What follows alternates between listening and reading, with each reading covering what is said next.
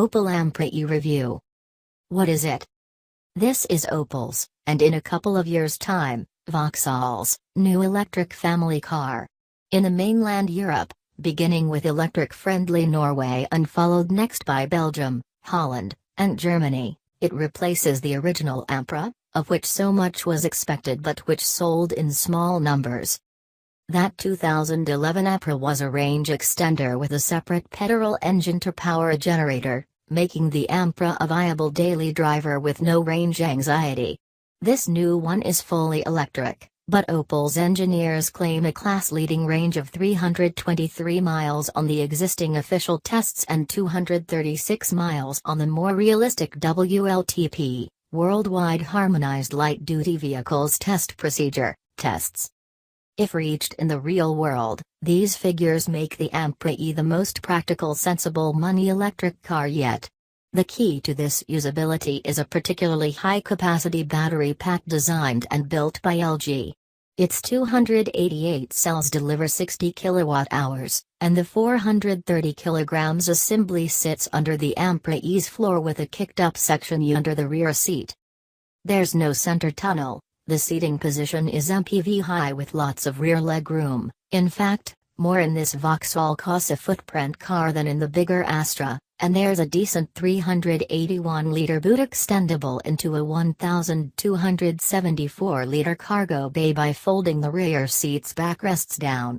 The bonnet, doors and tailgate are made of aluminium. The whole car weighs 1,691 kilograms, and with 201 bhp and 266 pounds-foot of torque on offer from its engine, the latter from 0 rpm, it promises to be a lively machine. The Ampera is built by GM in Orion, Michigan in the U.S., alongside its very similar Chevrolet Bolt sibling. They share a unique, electric-specific platform and running gear. A facelifted version of the original Chevrolet Volt, the car that morphed into Europe's first Ampera, continues in U.S. production. What's it like? Far from looking obviously high-tech and electric, the Ampera comes across simply as the neat-looking compact MPV it is. Only the flap in the left-hand front wing, concealing the charging socket, reveals that things are not quite as they seem. Inside, all the trim panels and the dashboard are hard to the touch but easy enough on the eye. The front seats are trimmed in part perforated leather, the rears in similar-looking vinyl, and the floor is completely flat.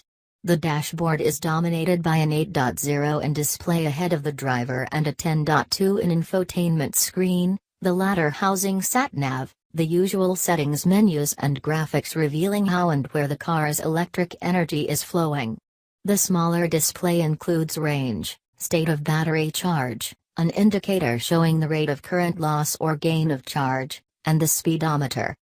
It all looks quite Tesla-like, and there's a raft of connectivity including Apple CarPlay, Android Auto, one or other supplies the sat-nav, and GM's OnStar services system. An induction charging system for the Vital smartphone is standard, and the usual suite of safety and parking assist systems is also present. This is a well-equipped car.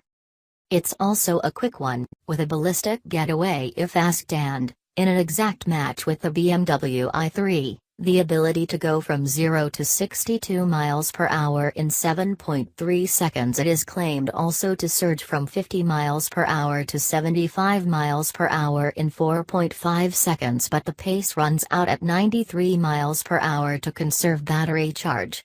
Overtaking and slotting into traffic streams are instantly effortless processes, made more so by an almost silent drivetrain and, on Norwegian roads at least, little road drawer.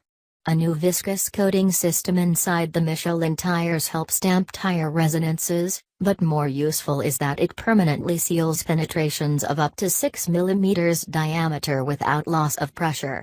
The puncture-proof tire has arrived, it seems. The Ampera's suspension operates smoothly and quietly, and the car stays level in corners while steering naturally and accurately.